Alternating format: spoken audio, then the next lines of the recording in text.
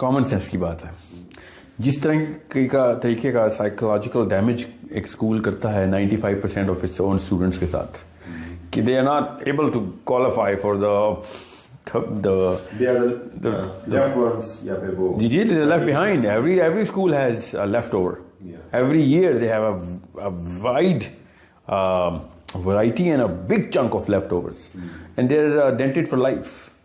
और teacher class में आके बोर्ड एग्जामिनेशन वाले ईयर्स में आके बता रहा था कि गेम चेंजर ईयर है, मेक और ब्रेक होने लगे हैं। What kind of evil lives in these buildings, जो बच्चे को शुरू में बताता है कि सिर्फ बिकॉज हमने एक पैसे बनाने वाली मशीन बनाया है, अब हम तुम्हें और तबाह करेंगे because you paid for it now. हम अपने खर्चे पे अपने बच्चे तबाह कर रहे हैं।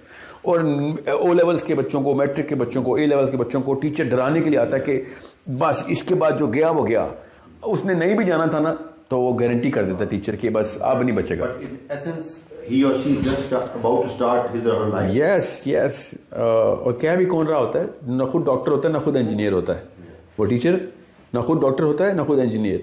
लिटरली वो ये कह रहा होता है कि तुम मेरे जैसे बन जाओगे अगर तुम्हें नंबर ना आए तो। लिटरली वो ये बता रहा होता है। And he has the audacity to be confident about it and to make fun of the kids who are 1/3 of his age, who are at the prime of their what's the word, they're so raw in their psychology that they can be made into geniuses of anything, and true saints। उनको वो हमेशा के लिए depression के दरवाजे खोल देता है, उनके कॉन्फिडेंस को शैटर कर देता है, उनको उस राह पे लेके जाता है कि जिससे बड़े बड़े न्यूरोलॉजिस्ट उनको वापस नहीं लेके आ सकता। बड़े बड़ा पेरेंटिंग के पर्सपेक्टिव में ये चीज़ हमें जानने की ज़रूरत है कि जो पेरेंट्स हैं वो अपने बच्चों को एजुकेशन किस फिलॉसफी से दें, किस माइंडसेट के साथ दें। जो हमारे माशरे में आमतौर पर रिवाज है, एजुकेशन तालीम तो दी जाती है बच्चों को, ज़ाहिर बात उसमें तरबियत का भी पहलू शामिल होता है, लेकिन उसके पीछे जो फ़लसफ़ा है, जो नज़रिया है, वो तरबियत नहीं होता, बल्कि वो कोई ना कोई एक माइंड में जो है वो एक प्रोफेशनल गोल रख के किया जाता है। नॉर्मली बच्चा इंजीनियर बनेगा, डॉक्टर बनेगा, या किसी का थोड़ा डिफरेंट पर्सपेक्टिव होगा, कोई नासा का कोई किसी ने भेजना होगा या पायलट बनाना होगा। तो बच्चा इसी माइंडसेट के साथ एजुकेशन अपनी हासिल करता है, और वो अगर at the end of the his early career वो अपनी अचीवमेंट नहीं कर पाता, किसी अपनी डिजायर्ड इंजीनियरिंग यूनिवर्सिटी में या मेडिकल कॉलेज में नहीं जा पाता, तो उसके बाद वो एक किस्म का शटर हो जाता है। वो इतनी बुरी तरीके से शटर होता है कि वो अपनी सारी की सारी एजुकेशन को नलिफाई समझता है कि उसने वेस्ट किए। और अगर वाकई में देखा भी जाए, एक बच्चे ने जो है 16 साल अपनी जिंदगी के सबसे बेस्ट टाइम एक चीज़ में इन्वेस्ट कर दिया, उसमें से उसने मोस्ट ऑफ सब्जेक्ट ऐसे पढ़े हैं जिनका वो अपने प्रोफेशनल कैरियर में कोई इस्तेमाल करने नहीं लगा, और ना ही वो उसकी अपनी ज़िंदगी गुजारने में उसकी हेल्प करने लगे।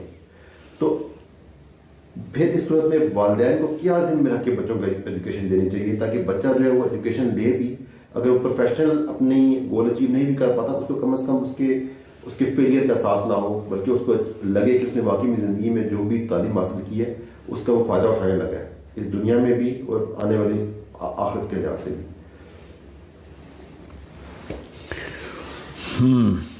I think that is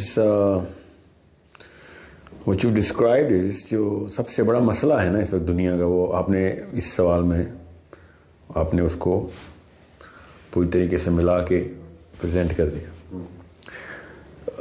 The real question that every mother should ask, every father should ask is कि जब मेरा बेटा या बेटी 40 साल 50 साल का हो जाएगा, तो उसको वो क्या वैल्यू दे रहा होगा दुनिया में, अपने घर वालों को, अपने कम्युनिटी को, दुनिया को।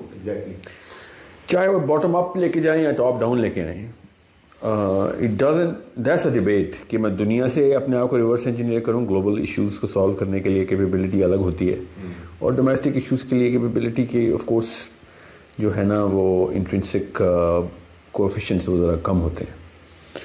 हाउएवर कैरेक्टर तो दोनों तरीके से आपने बिल्ड करना है।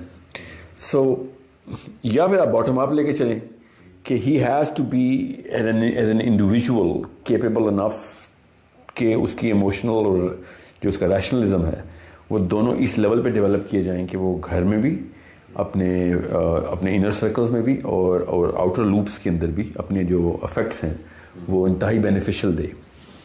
हाउएवर ये दोनों जो है ना गिव फिलॉसफी के पर्सपेक्टिव हैं, ये सेल्फलेसनेस के ऊपर हैं, ये ऑल्ट्रुइस्टिक हैं, जो इस वक्त का निज़ाम दुनिया का है।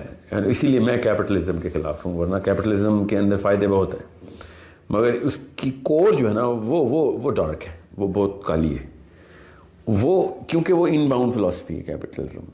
और माँ बाप जितनी मर्जी अपने आप को सेल्फलेस कहें, और मैं मानता हूँ ज़्यादातर माएँ और ज़्यादातर जो बाप हैं वो सेल्फलेसली अपने बच्चों को दे give so that sacrifice pays off its dividends later. वो 20 साल की इन्वेस्टमेंट होती है, 30 साल की होती है कई दफ़ा, और अपना खून पसीना सारा पैसा और एफर्ट टाइम सब कुछ डाल देते हैं बच्चों में, कि इस तकलीफ से के बाद जो मंजिल है ना वो बहुत ज़्यादा रोशन है। मगर क्या किसको रोशनी दे रही है? वो उस बच्चे को ही रोशनी देगी या इमीडिएट फैमिली को रोशनी देगी, और द साइकिल कंटिन्यूज। फिर वो 30 साल लगाएगा वो अपने बच्चों के लिए। तो रोशनी के जितने भी लैंप्स की जो डायरेक्शन है ना वो हमने अपनी अपनी तरफ करना शुरू कर दी होती है। And most people they do that, so इसलिए दुनिया में फिर पॉवर्टी बढ़ती है, फिर राइट्स वायलेशन शुरू हो जाती है। एक्चुअली सबसे पहले तो कोर पे राइट्स वायलेट कर रहे होते हैं ना। 2 सेल्फिश आदमी इकट्ठे नहीं रह सकते, तो 7 अरब सेल्फिश आदमी क्या करेंगे एक दूसरे के साथ? तो हमें नजर आ रहा है फिर पावर स्ट्रगल ही है ना। This is a power struggle जो I just describe to you. Everyone wants that hierarchy के अंदर जो ऊपर की स्कैफोल्डिंग है उसके ऊपर पहुंचना चाह रहे हैं। So what is he going to get? Oh no, he is going to get a bigger house, a lot of cars, beautiful girls and you know political authority. Yeah, and this is the big play. So उसके लिए तो कोई doctor engineer बनने की जरूरत नहीं है, और you should actually so totally different. जैसे मैं अगर किसी भी बंदे से कहूँ कि आपने अपने आप को इन्फ्लुएंसर बनाना है दुनिया का, और you know you have to have a political force with you, he is not gonna say okay मैं बायोलॉजी पढ़ता हूँ, he is not gonna go into medicine, he is going to be like अच्छा मैं LinkedIn पे, Facebook पे, social media पे अपना influence create करता हूँ, मैं अपने इलाके में अपना इन्फ्लुएंस क्रिएट करना शुरू करता हूँ, उसके बाद मैं फिर पावर लेता हूँ, you know so on so forth अपनी, और फिर कोई बिजनेस शुरू करता हूँ। Business literally he is never gonna go into employment, he is definitely going to go into business. So in other words we as parents make a conscious decision कि बच्चे को सेल्फिश करना है हमने। This is not a fluke. We are selfish and selfless to an extent कि हम अपनी immediate family के लिए सेल्फिश हैं, और दुनिया के लिए वी नेवर आउटबाउंड। और इवन दो अल्लाह ताला की जो बनाई हुई मखलूक है, हम सब के अंदर से आवाज़ आ रही होती है कि ये बहुत रिपल्सिव और इंतहाई नेगेटिव और ईवल ट्रेट है। और कैसे इसका क्या सबूत है कि जब कोई और बंदा ऐसे कर रहा होता है तो आपको रिपल्स करता है। When someone is training his sons and daughters कि वो अब अपना सोचो बस, और बाकी लोगों को सेक्रीफाइस करने के लिए कोई भी बिला दरेक करो, और जब मौका मिले तो बस थोड़ा सा गिव कर दिया करो, मगर for the sake of you know your spiritual enlightenment. बाकी लेकिन जिंदगी का जो मकसद है ना वो अपनी रिसोर्स इकट्ठी करने में लगाओ। बड़े डॉक्टर बनो, बड़े इंजीनियर बनो, ज़्यादा मशहूर हो, ज़्यादा पैसा हो तुम्हारे पास। तो इसका मतलब क्या है कि we are training our kids to become beasts and masters. And when we think of our kids and we're like no we are the हमसे बेहतर तो कोई माँ और बाप है ही नहीं, क्योंकि मैं तो अपने बच्चों के लिए सारा कुछ कर रहा हूँ। मगर जब कोई शख्स कोई और ऐसे कर रहा हो, वो अचानक आपको ईवल लगना शुरू हो जाता है। ऑल ऑफ अ सडन वो आईना जो है ना वो आपका, हाँ बिल्कुल selfish, self centred, self absorbed, ready to sacrifice your kids any given second. And this is the bigger problem. The bigger problem is कि अंदर की आवाज़ इतनी ऊंची है कि आपके बेस्ट फ्रेंड भी ऐसे कर रहे हों, आपके ब्रदर और सिस्टर ऐसा कर रहा हो, आपकी बहन, आपके क्लोसेस्ट जो मोस्ट ट्रस्टेड सर्कल वाले हैं ना, जिनके लिए आप बायस्ड होते हैं कि उनकी काफ़ी सारी गलतियाँ और सारी गलतियाँ माफ़ कर देते होते हैं, मगर ये गलती उनकी माफ़ नहीं होती, बिकॉज वो अंदर की आवाज़ इतनी चीख के बोलती है कि तू इतना सेल्फिश है कि तू किसी भी मौके पे मुझे कुर्बान करने के लिए तैयार है। मगर बच्चे को जब हम ट्रेन करते हैं तो हम किसी भी मौके पे तैयार होते हैं। So this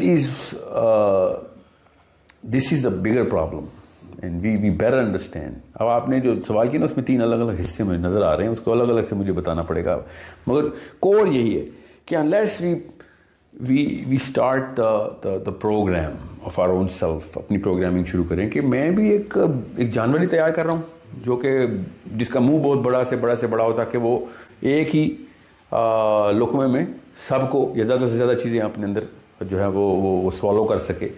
and then should I even be proud of this, और can I even be proud of this? Can anyone be proud of this specific mechanism? No, nobody can be. But are we? Yes we are. ऐसे मिसालें हैं. आप पाकिस्तान को छोड़ें, दुनिया के किसी मुल्क से उठा लें कि अपने अंदर एक इनेट प्राइड की फीलिंग आती है जब आपका बच्चा जो है ना वो बिलियनर ट्रिलियनर के अंदर या फेम एंड फॉर्च्यून के अंदर ऊपर जाता है, तो we just feel proud. Even though आप खुद कभी भी किसी और गैर को बिलियनर और ट्रिलियनर होते वक्त देख के नेचुरली कहते हैं कि यार ये कितने परसेंट रिसोर्सेज किस बंदे का हक मार मार के इकट्ठी हो रही है. And this is the hypocrisy that lies within. और इसी वजह से फिर डिप्रेशन, इसी वजह से फिर वो एक अनईजीनेस है पूरी की पूरी इस वक्त दुनिया में. 7 अरब बंदा इस वक्त अनईजी है बिकॉज सबको पता है कि by the end of the day it was all about how many people benefited from you rather than how many people you benefited from. And this is a bigger game that we all are playing. अब इसको ज़रा इसके singular strata लेते हैं तो आपको पता चलता है कि एक 8th grade, 7th grade, 9th grade, 10th grade, even O levels के बाद ए लेवल्स के अंदर भी जो इस फलसफे की गेम है उसको परफेक्ट करने के लिए एक एजुकेशन सिस्टम बना हुआ है. दे गारंटी कि आपका बच्चा जो है ना फेम एंड फॉर्च्यून के अंदर मोर प्रोबेबिलिस्टिक डायग्राम में आ जाएगा, हाई प्रोबेबिलिटी में होगा.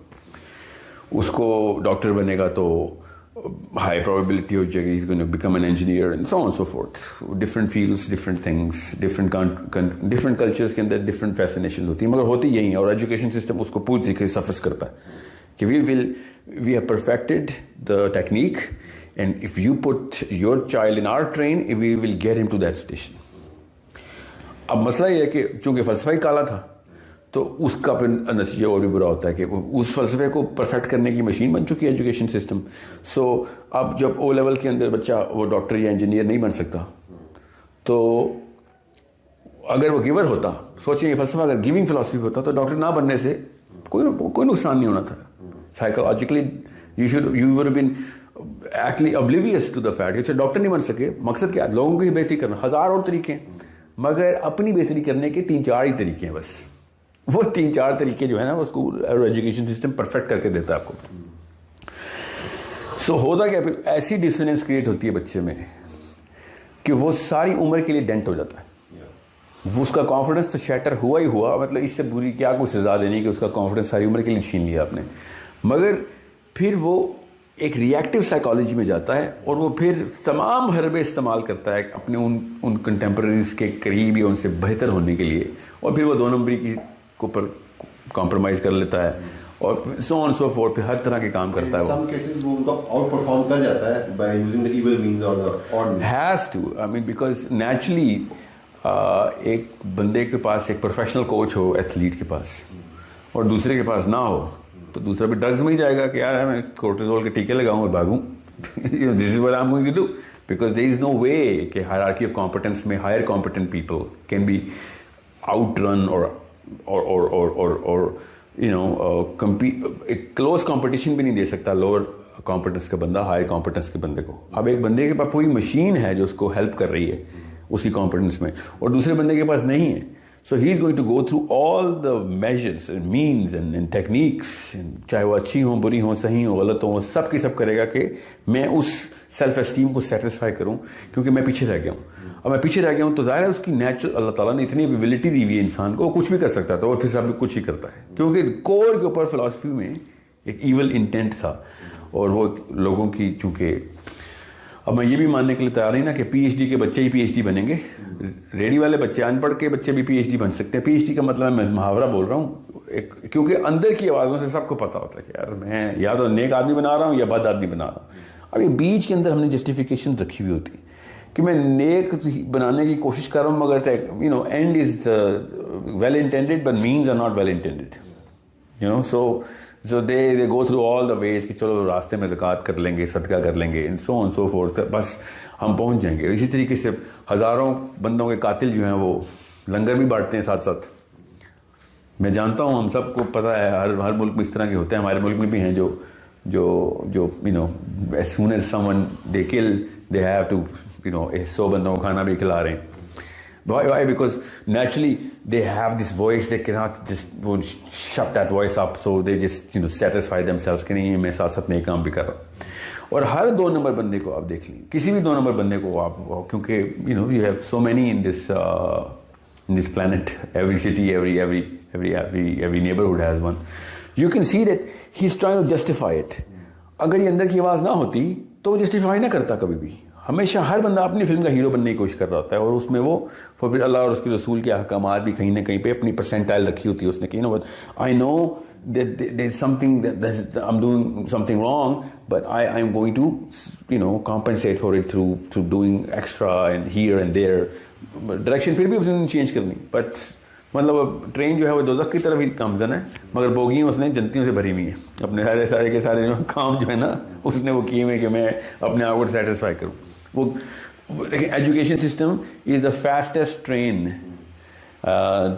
towards achieving the current education, to achieve the technique to make more money and get that resource in. Education तो डिज़ाइन ही सिस्टम ये अलाउ रिसोर्स के accumulation के लिए हुआ है. There is no way कि एक कमर्शियल एंटिटी, एक अल्ट्रुइस्टिक जो है ना आउटपुट लेके आए. ये फलसफा तो क्लियर है. अब एक हर स्कूल, कॉलेज, यूनिवर्सिटी एक कैपिटलिस्टिक कमर्शियल मशीन है, और उसमें से हम ऑल्ट्रुइस्टिक ईडी और उसके अंदर से all of those selfless people निकल रहे हो. That's not possible. जब जड़ के अंदर ही कीड़ा लगा होगा तो फल में भी कीड़ा ही आएगा. So it's a problem that we better understand कि अगर अंदर की आवाज़ें ना होती तो फिर खुली छूटती. लोगों अल्लाह ने मोहरें भी लगाई हुई, उनको खुली छूटी है, उनको नहीं कोई फर्क पड़ता. मगर जिनको नहीं लगी हुई मोहरें वो फिर हज, ज़कात, नमाज, रोज़ा की बातें ना करें ना. दोनों चीज़ें इकट्ठी नहीं चलती. अच्छा, फिर जो पेरेंट्स हैं या फिर बच्चे हैं जो कि अपनी अर्ली मिडिल एजुकेशन में या अर्ली एजुकेशन में या इवन लेट्स से कि मैट्रिकुलेशन या AO लेवल्स में, वो फिर अपनी जो है वो फोकस कैसे चेंज करें. मतलब कि what subject if they have studied, they should feel contented that they are prepared for the life, and they don't need to be disappointed if they are not able to achieve their professional goals like becoming an engineer or doctor. अगर उन्होंने एक worthy education ली है, that education is going to help them to live the life in a better way as a giver, and also they are going to have a benefit effect in the hereafter as well. What subjects they should, if they have or they have studied, they should feel contented. Okay, we have done the part which we were supposed to do as being a responsible citizen of human beings. Again, another question which has a few categories of thought in there. हमारा जो subject का लफ्ज़ है ना, subject का लफ्ज़, वो उसके जो फर्स्ट एक्सेस पॉइंट है वो स्कूल, कॉलेज, यूनिवर्सिटी है. वही पढ़ाएंगे ये सब्जेक्ट्स. इवन तो ऐसे होना नहीं चाहिए था. पेरेंट्स शुड बीन, मतलब house should have been the first school. House never open the school. घरों ने स्कूल खोले ही नहीं ना. घरों के अंदर भी दरसगाहें होनी ज़रूरी थी. सब्जेक्ट्स तो असल में उन्होंने पढ़ाने. बहरहाल अभी हमने स्कूल के जिम्मे लगा दिया, तो स्कूल के जितने भी सब्जेक्ट्स हैं ना वो रिवर्स इंजीनियर हुए हुए हैं एक कैपिटलिस्टिक टेक्निक के थ्रू. वो टेक्निक सिखाते हैं पैसे बनाने की. बायोलॉजी इसलिए नहीं पढ़ता बच्चा स्कूल में कि मुझे जिस्म के अंदर के तमाम तर मामलात समझ आ जाएंगे और अल्लाह ताला की निशानियाँ ढूंढूंगा, या फिर साइंस के perspective. He is studying biology so that उसके मैट्रिक में नंबर या O लेवल में नंबर अच्छे आ जाएं. फिर वो A लेवल में पढ़ता है कि मेरा एडमिशन हो जाए मेडिकल स्कूल में, और उसके बाद वो इसलिए पढ़ा होता है क्योंकि he has to pass the first prof and the final prof and then take that specialization. He doesn't even have a second. उसको इतना बिजी किया होता है, उसको सेकंड के लिए सोच नहीं आती कि इस जिस्म को समझने के पीछे कोई एक बड़ा मकसद भी छुपा सकता था. We never even let him think on that because आप किसी भी मेडिकल स्कूल में, पाकिस्तान छोड़ें दुनिया में चले जाएं, of course I'm not going to generalize it like that, but 90% of all students, चाहे वो इंजीनियर हों चाहे वो डॉक्टर्स हों जो बन रहे हों, उनसे पूछें और trick them into answering this because you just have to have a very good review of this kind of study. तो उन्होंने डॉलर साइन लगाया होता है हर सब्जेक्ट के ऊपर, हर आवर के ऊपर भी लगाया हुआ कुछ बच्चों ने कि कितने घंटे की स्टडी रहती है तो कितने नंबर आ जाएंगे. और नंबर का क्या मतलब है, नंबर के आगे उन्होंने डॉलर साइन लगा होता है. हर स्कूल में, मेडिकल स्कूल में तो चूंकि मेरा अपना प्री मेड, तो I know all of those students, psychology, and I go through students, I visit universities like anything. Students जो हैं वो डॉक्टर्स को भी एक डॉलर साइन के ऊपर रख के मेजर करते हैं कि कहाँ पे मैं जाके प्रैक्टिस करूंगा, क्योंकि वहां पे पैसे ज़्यादा हैं. इस वक्त कौन सी फील्ड में ज़्यादा पैसे हैं, मैं कार्डियोलॉजी में जाऊँ या न्यूरोलॉजी में जाऊँ, सो ऑन सो फोर्थ. या फिर मुझे कौन सी यूनिवर्सिटी का स्टैंप लगवाना है बिकॉज उसके बाद जॉब अच्छी मिल जाती है. इंजीनियर्स भी ऐसे सोच रहे हैं और डॉक्टर भी ऐसे सोच रहे हैं.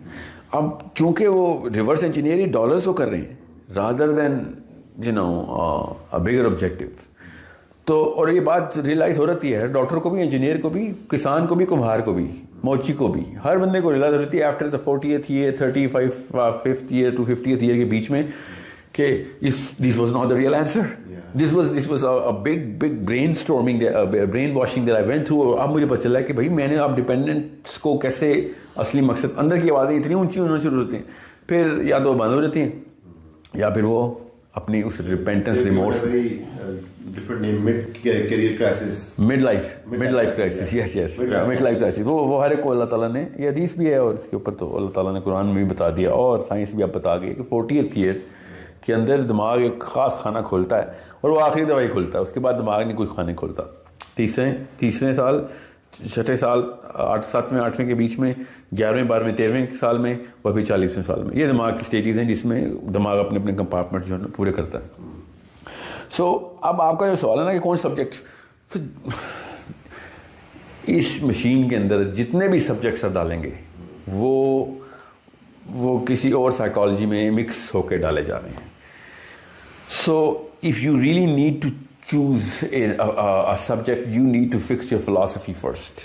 And any subject is going to आप क्वालिफाई कर लेंगे कि क्या मैं इकोनॉमिक्स पढ़ूँ या ना पढ़ूँ, वो फिजिक्स पढ़ूँ या ना पढ़ूँ, या फिर थियोलॉजी के अंदर कितनी वैल्यू है. तब आपको पता चलता है कि थियोलॉजी से बेहतर कोई सब्जेक्ट था ही नहीं जो कि साइकोलॉजी बिल्ड करता है, आपको हिस्ट्री सिखाता है, आपको कोर के ऊपर फिलॉसफी सिखाता है, कोर के ऊपर. इससे ज़्यादा अच्छी फिलॉसफी, और जितनी मर्जी एथियस्टिक वीडियोस देख लें, जो मर्जी अपने अपने दौर का बेस्ट एथियस्टिक स्पीकर सुने, एंड में आके वो ये कहता है कि हाँ डिवाइन लिटरेचर के अंदर कोर सही डेवलप्ड है, मगर फ्रिंजेस के ऊपर जो अहकामात है उनमें हमें मसला है. Even atheists can not counter argue the concept of morality that the religion itself gives and puts on the table. Now the answer is right there. If you have the right philosophy, then you will know which subjects are relevant for your own locality, your geography, and then the current demographic that you're born into. A Pakistani, Indian, Bengali, Afghani, all of these people will have to have a totally different expertise in subjects. अगर theology उनकी ठीक है तो, और south America के subject कुछ और होंगे, अफ्रीकन कल्चर और उनकी डेमोग्राफिक के ऊपर कोई और रिक्वायरमेंट्स होंगी, and so on so fourth. You can actually see कि मैं इस वक्त किन चीज़ों को परफेक्ट करूं. And I keep telling people कि पाकिस्तानी बच्चों को हमें ह्यूमैनिटीज़ की तरफ ज़्यादा पुश करना चाहिए, क्योंकि हमारे कल्चरल इश्यूज़ जो है ना, जो सोशल इश्यूज़ हैं, वो इस वक्त डीपर असरात मुरतब कर रहे हैं. हमें नेचुरल साइंसेज जो है ना, हमारे जितने पाकिस्तान पूरा का पूरा PhD फिजिक्स हो जाए, they're not going to be able to solve ourselves out of Kashmir issues or that social dissonance जो कि हर गली मोहल्ले में इस वक्त पाकिस्तानी, और इसी के बाद का पॉलिटिशियंस फ़ायदा उठा के वोट बटोर के अपनी अपनी दुकान चमका रहे होते हैं. इवन मौलवी साहब भी उसी चीज़ के ऊपर लेक्चर देते होते हैं. So if you can see where you are and what kind of problems, क्योंकि मैं इस वक्त ब्राज़ील के मसले हल करने के लिए अपने आप को तैयार करूँ, it'll be a mathematical mistake. I won't be able to do that even if I wanted to. Now for that we need to understand कि पहले तो मैं अपने इलाके को तो ठीक करूँ ना, get your own house in order. जो मसाइल हैं जहाँ पे मैं naturally instinctively more viable to be listened to हूँ, where I can actually create that influence and do something better for the world. अगर मैं पाकिस्तान ही ठीक कर लूँ खाली, तो पूरी दुनिया ठीक हो सकता हूँ मैं. ये तो common sense की बात है. We are big enough to have that kind of an impact. और एक इंडिया को ठीक कर ले तो पूरी दुनिया ठीक हो जाएगी, because that people will follow the precedents कि हाँ ऐसे ठीक होते हैं वाले मसाइल. So 95% of all issues of the world are the same. It is a difference of 5% that actually we differentiate कि हाँ साउथ अमेरिकन कल्चर हो रहा है, इंडियन कल्चर हो रहा है, यूरोपियन स्कैंडिनेवियन कल्चर हो रहा है. ये 5% डिफरेंशियल के अंदर, बाकी 95% तमाम तर मसाइल की कॉज और इफेक्ट एक ही तरीके से नजर आता है. So we have an array of subjects through which we can actually what's the word, place ourselves in the hierarchy of competence, and then we can become that much more competent and solve a bigger problem for the planet. अच्छा, एक बात मुझे भी जो realise हुई discussion कि हमारा पूरा एजुकेशन सिस्टम जो है, तो सब्जेक्ट की चॉइस है वो पब्लिस्टिक है. You got to study physics, chemistry, biology, mathematics, and at the end of the day you may not be using either one of them.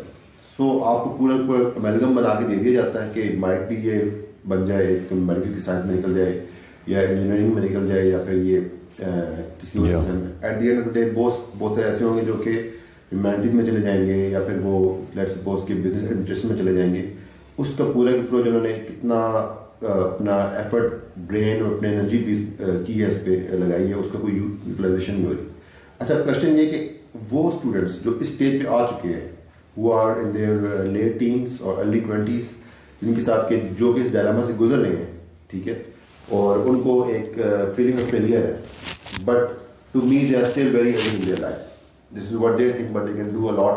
They can reschedule और regather themselves, अपना course define कर सकते हैं. उनको फिर आप क्या message देंगे कि वो किस तरह after spending this much amount of time on the education which is not going to benefit them, अब वो कैसे अपनी जो जिंदगी को ऑर्गेनाइज कर सकते हैं और मैक्सिमम बेनिफिट ड्रॉ कर सकते हैं आने वाले वक्त में? देखिए, बीमार को पहले तो अस्पताल लेके जाना पड़ेगा. कॉमन सेंस की बात है. जिस तरीके का साइकोलॉजिकल डैमेज एक स्कूल करता है 95% ऑफ इट्स ओन स्टूडेंट्स के साथ, कि they are not able to qualify for left ones या फिर वो left behind. Every school has a leftover. Every year they have a wide variety and a big chunk of leftovers, and they're dented for life. और teacher class में आके board examination वाले years में आके बता रहा था कि गेम चेंजर ये रहे, मेक और ब्रेक होने लगे हैं. I mean, what kind of evil lives in these buildings? जो बच्चे को शुरू में बताता है कि सिर्फ बिकॉज हमने एक पैसे बनाने वाली मशीन बनाया है, अब हम तुम्हें और तबाह करेंगे because you paid for it now. हम अपने खर्चे पे अपने बच्चे तबाह कर रहे हैं. और ओ लेवल्स के बच्चों को, मैट्रिक के बच्चों को, ए लेवल्स के बच्चों को टीचर डराने के लिए आता है कि बस इसके बाद जो गया वो गया. उसने नहीं भी जाना था ना, तो वो गारंटी कर देता टीचर कि बस अब नहीं बचेगा. He or she just about to start his or her life. Yes. और क्या भी कौन रहा होता है, न खुद डॉक्टर होता है ना खुद इंजीनियर होता है. वो टीचर ना खुद डॉक्टर होता है ना खुद इंजीनियर. लिटरली वो ये कह रहा होता है कि तुम मेरे जैसे बन जाओगे अगर तुम्हें नंबर ना आए तो. लिटरली वो ये बता रहा होता है. And he has the audacity to be confident about it and to make fun of the kids who are 1/3 of his age, who are at the prime of their what's the word, they're so raw in their psychology that they can be made into geniuses of anything, and true saints. उनको वो हमेशा के लिए depression के दरवाजे खोल देता है, उनके कॉन्फिडेंस को शटर कर देता है, उनको उस राह पे लेके जाता है कि जिससे बड़े बड़े न्यूरोलॉजिस्ट उनको वापस नहीं लेके आ सकता, बड़े बड़ा साइकोलॉजिस्ट वापस नहीं लेके आ सकता, बिकॉज वो परमानेंट डेंटिंग करते हैं लोग कि तू कहीं का नहीं रहेगा. फिर ऐसी शॉक स्टेटमेंट आती है ना, जो मीटियोर गिरता है ना जब स्कूल के ऊपर, बच्चों के ऊपर, जब वो बोर्ड के एग्जाम में 85% of the people will not be able to make the cut because colleges are not going to don't have enough seats. जितने स्कूल के बच्चे ए लेवल्स के बाद आते हैं उतनी सीट